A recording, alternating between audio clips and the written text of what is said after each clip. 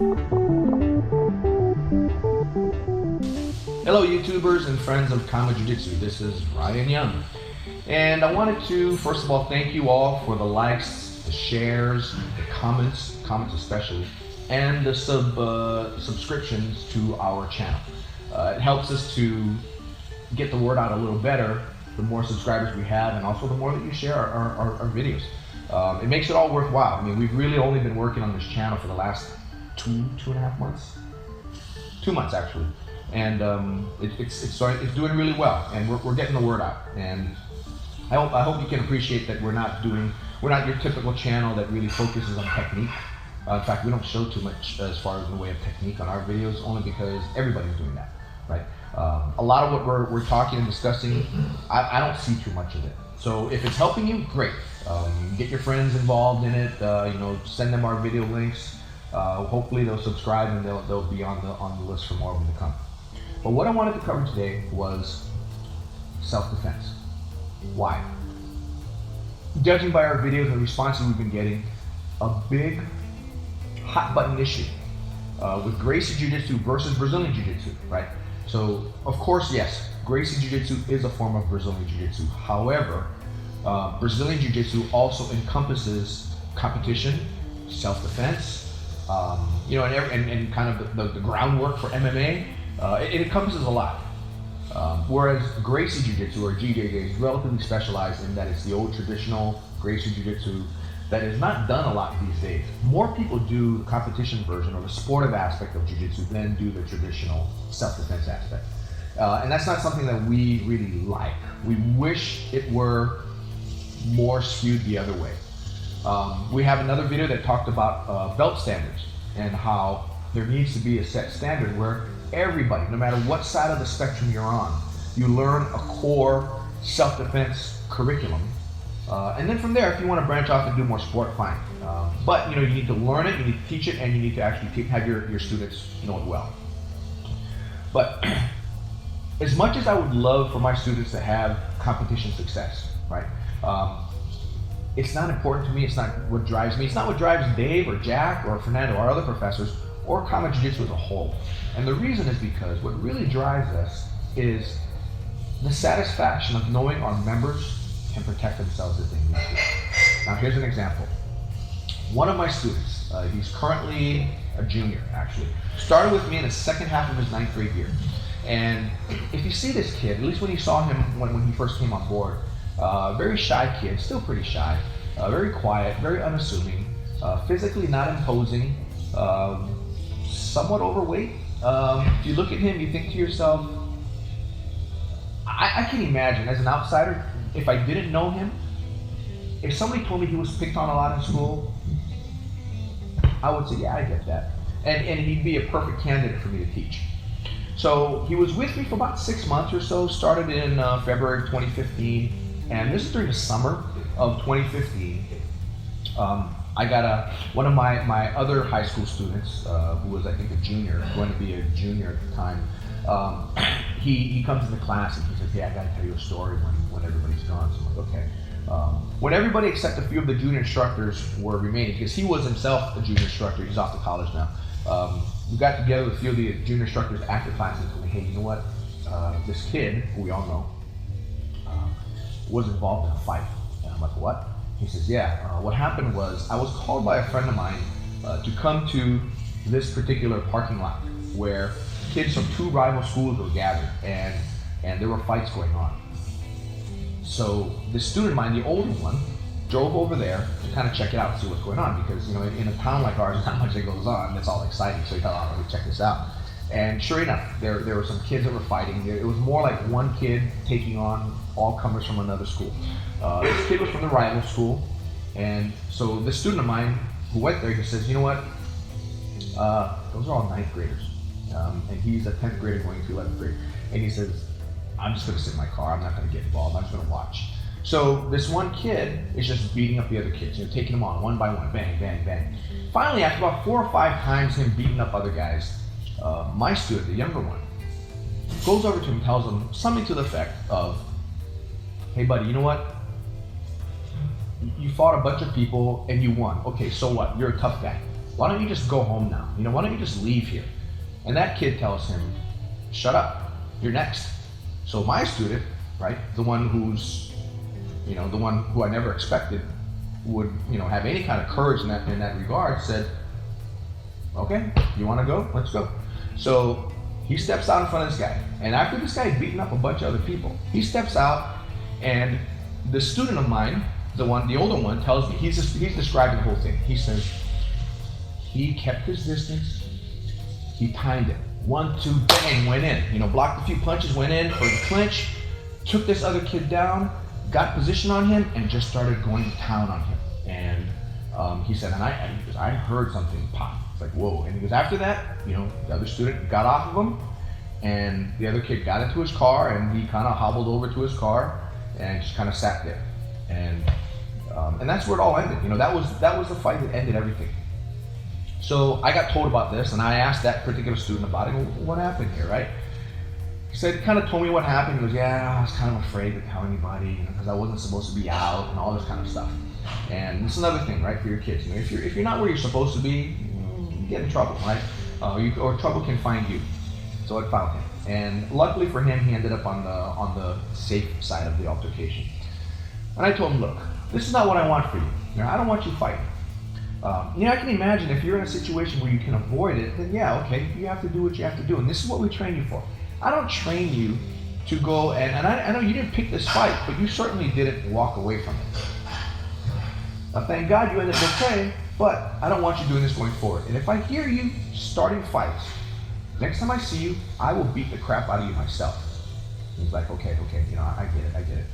Well, fast forward a year, he's now a 10th grader in school, and he has lunch in his normal spot, and these juniors who heard about him getting to this fight, they look at him and they go, how can this kid be tough, right? Look at him, right?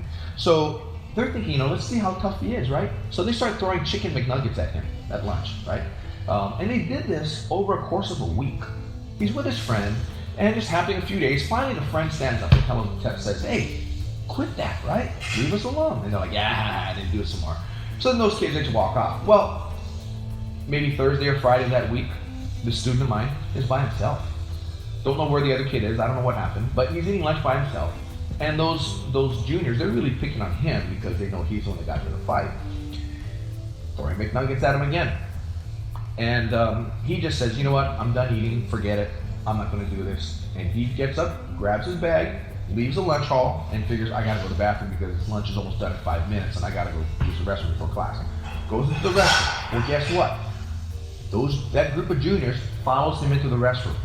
And they blockade the door and they don't let him out. So he's the only one who's got no friends with him, and he's in there with all these juniors, and one of them wants to fight with him. So we've got footage of that, because what happened was it went viral, and the principal ended up having that video probably inside of 30 minutes. But here's what happened. Let's go to the video now.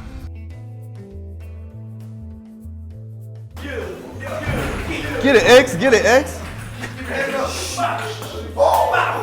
Get it, X. Get it, X. Oh! Get him, X. Get him, X. Come on, get it, X.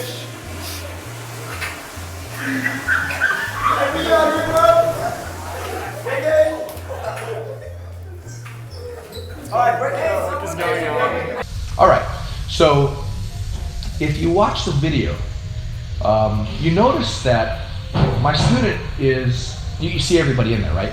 None of them were his friends. They were all friends of that other guy.